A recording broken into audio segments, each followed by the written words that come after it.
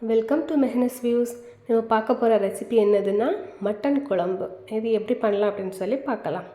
1/2 kg மட்டனை வந்து நல்லா வாஷ் பண்ணிவிட்டு ஒரு குக்கரில் ட்ரான்ஸ்ஃபர் பண்ணியிருக்கோம்.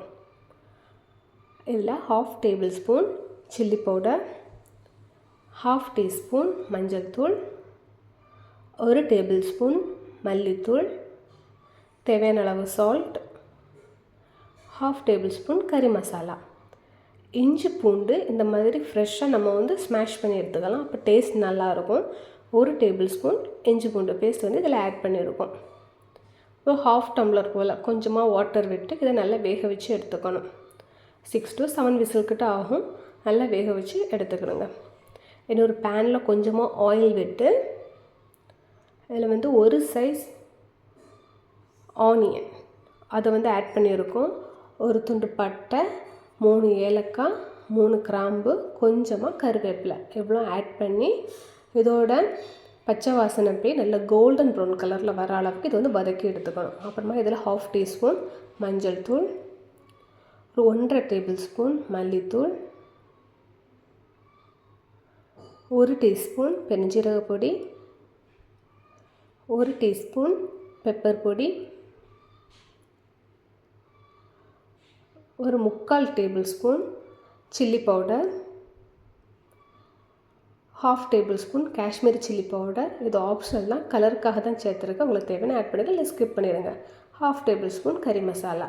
இதோட பச்சை வாசனை போகிற அளவுக்கு இதை வந்து நல்லா வதக்கிக்கணும்.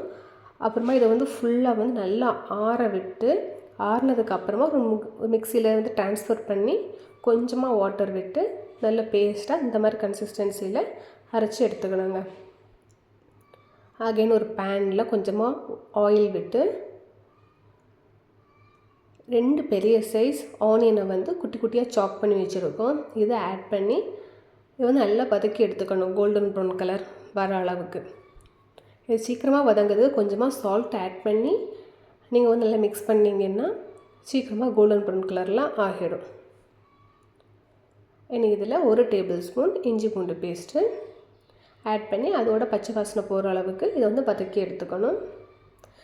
தென் 2 சில்லி, 1 டொமேட்டோ எல்லாமே குட்டி குட்டியாக சாப் பண்ணி வச்சுருக்கோம். இது எல்லாத்தையும் போட்டு நல்லா மிக்ஸ் பண்ணி எடுத்துக்கணும். இதோட பச்சை வாசனை எல்லாம் போய் நல்லா வந்து இது மிக்ஸ் ஆனதுக்கப்புறமா நம்ம ஆல்ரெடி அரைச்சி வச்சுருக்க அந்த பேஸ்ட்டை வந்து இதில் வந்து அப்ளை பண்ணணும். நம்மளோட மட்டன் வந்து ரெடி ஆகிடுச்சு.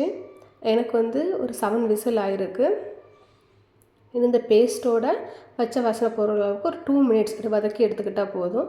இனி இந்த குக்கரில் வந்து இப்போ நான் மிக்ஸ் பண்ணி வச்சுருக்க இந்த அவ்வளோ பேஸ்ட்டையும் இதில் வந்து அப்ளை பண்ணணும். அப்ளை பண்ணி உங்களுக்கு தேவைப்பட்டுன்னா கூட நீங்கள் கொஞ்சம் வாட்டர் எதுவும் நீங்கள் ஆட் பண்ணிவிடுங்க. எனக்கு கிரேவி மாதிரி வேணும் அப்படிங்கிறதுனால நான் வாட்டர் ஆட் பண்ணலை. இந்த ஸ்டேஜில் நீங்கள் சால்ட்டும் செக் பண்ணிக்கிட்டு தேவைன்னா ஆட் பண்ணிக்கிடுங்க.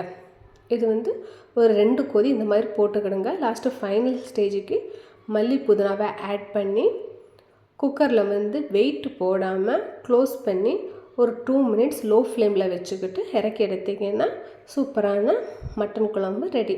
உங்களுக்கு இந்த ரெசிபி பிடிச்சிருந்து அப்படின்னா மெஹனஸ் வியூஸ் சேனலை லைக் பண்ணுங்கள், ஷேர் பண்ணுங்கள், சப்ஸ்கிரைப் பண்ணுங்கள். தேங்க்யூ.